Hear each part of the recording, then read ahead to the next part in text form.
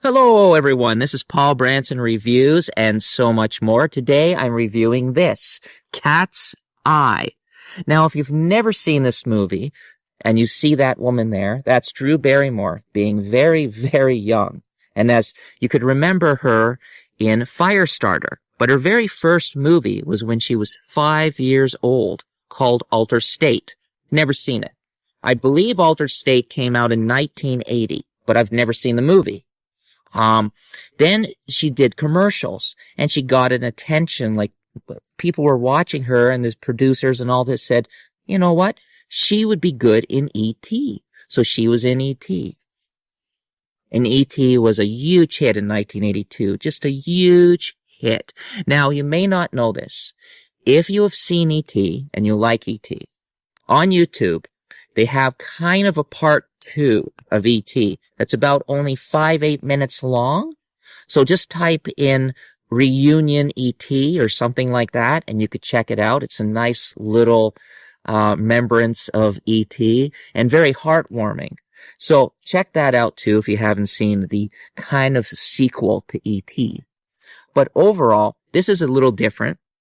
So after she did E.T., she did Firestarter, I believe, or she might have did this first, or maybe this and Firestarter came out the same year.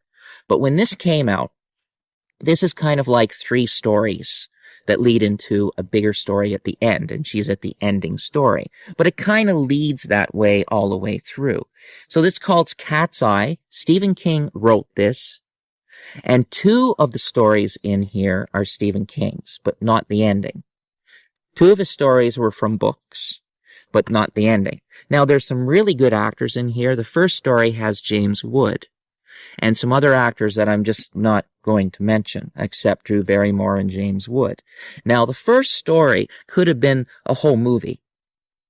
Really could have been a whole movie. I would have loved to have seen the first story to be a full feature film.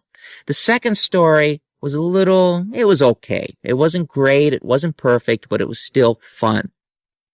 Now, the third story was the Drew Barrymore story. Now, in the film, you follow the cat.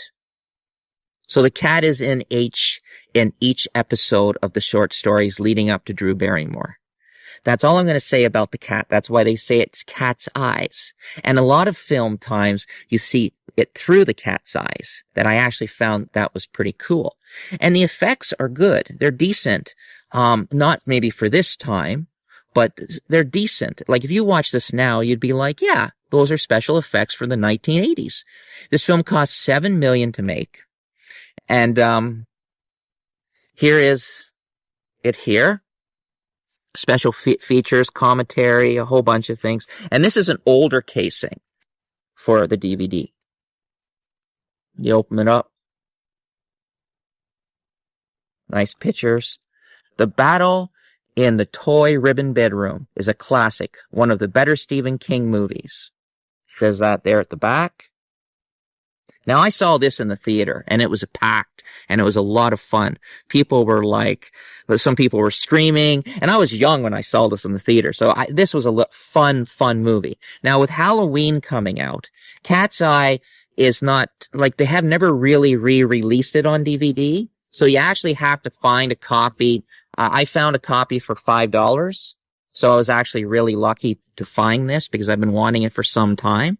So I put it on and I rewatched it and I forgot a whole bunch of things. Now, the director who directed this also directed Cujo. So that's the same director who directed a Stephen King movie before Cujo. He directed this.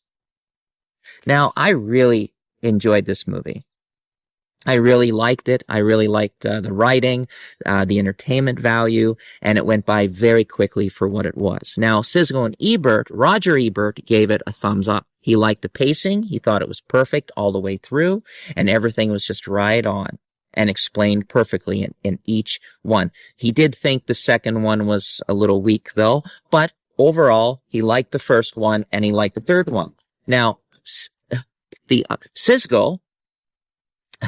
Siskel, unfortunately, gave it thumbs down because he would have liked to have seen a full major movie of the first one and a full major movie of the last one. He said, I wanted more of the first short. I wanted more of the last short. So he gave it thumbs down. So there is a little mix between them, but overall, the acting is good. You're going to be surprised on a lot of people that are in here, more than just James Wood. The only reason why I said James Wood and Drew Barrymore is because there's the pictures of them, but there's a lot more people that you're going to find in here, and it's an enjoyable picture.